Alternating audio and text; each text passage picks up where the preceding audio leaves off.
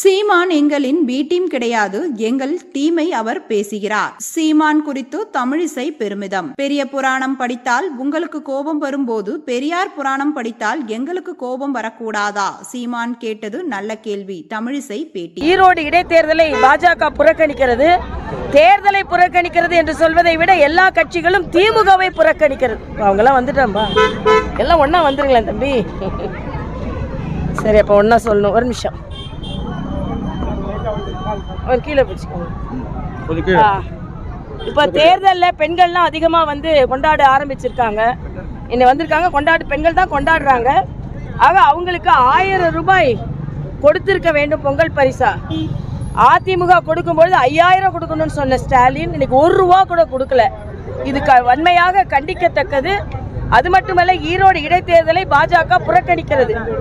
பாஜக மட்டுமல்ல, மற்ற கட்சிகளும் தேர்தலை புறக்கணிக்கிறது என்று சொல்வதை விட திமுகவை புறக்கணிக்கிறது என்று தான் சொல்ல வேண்டும். ஏன்னா திமுக கூட போட்டி போட யாருமே தயாரா இல்லை. ஏன்னா நியாயமா தேர்தல் நடக்காது. ஆக ஜனநாயகத்துல எல்லோரும் போட்டி போடும் அளவிற்கு ஒரு கட்சி இருக்க வேண்டும் என்பதுதான் ஜனநாயகம். அதனால திமுக தோல்வியை சந்தித்து கொண்டிருக்கிறது. இன்னைக்கு தேர்தலை புறக்கணிக்கும் அளவிற்கு ஒரு அராஜக ஆட்சியை நடத்தும் திமுக நிச்சயமாக 2026 மக்களால் புறக்கணிக்கப்படும் என்று நான் தெரிவித்துக் கொள்கிறேன். தொடர்ந்து எதிர்கட்சி எல்லாருமே வந்து வேட்பாளர் இப்போ பார்த்தீங்கன்னா சீமான் அவர்கள் வந்து இது பண்ணியிருக்காரு. இதை நீங்கள் எப்படி பார்க்குறீங்க? இல்லை, அந்தந்த கட்சியோட முடிவு. அந்தந்த கட்சி போட்டி போடணுமான் அண்ணன் சீமான் என்ன முடிவு எடுக்கிறாருன்னு அவர்கிட்ட தான் நீங்கள் கேட்கணும். ஆனால் சீமான் இப்பொழுது சமீபத்தில் பெரியாரை பற்றிய கருத்துக்கள் எல்லாம் பாஜகவின் கருத்து தான். காலம் காலமாக பாஜக சொல்லி வந்த கருத்து தான். ஆக எங்கள் கருத்தியலை அண்ணன் சீமான் பேச ஆரம்பித்திருக்கிறார் என்பது எங்களுக்கு மகிழ்ச்சி தான். ஆக இனிமேல் பெரியாரை பற்றிய பிம்பம் ஒவ்வொன்றாக உடைய ஆரம்பிக்கும் என்பது எனது கருத்து. பி டீம்லாம் ஒன்றும் கிடையாது.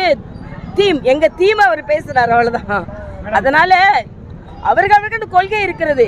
ஆரோக்கியமான ஒரு கருத்தை அவர் இப்பொழுது பதிவு செய்கிறார். ஏன்னா என்னமோ சமூக நீதினா அதுக்கு பெரியார், பெண்கள் உயர்வுனா அதுக்கு பெரியார், ஆக சமநீதினா அதுக்கு பெரியார் அப்படின்னு இல்லாமல் அவரின் பிம்பத்தை அப்படி ஒரு உருவாக்கி வைத்திருந்தார்கள்.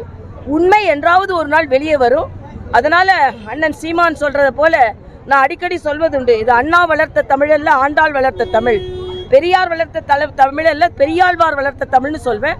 இன்னைக்கு அண்ணன் சீமான் சொல்லும்போது பெரிய புராணம் நாங்கள் படிக்கும்போது உங்களுக்கு கோபம் வருகிறது, நீங்கள் பெரியார் புராணம் படிக்கும்போது அந்த கோபம் எங்களுக்கு வரக்கூடாதான்னு கேட்டிருக்கிறாரு.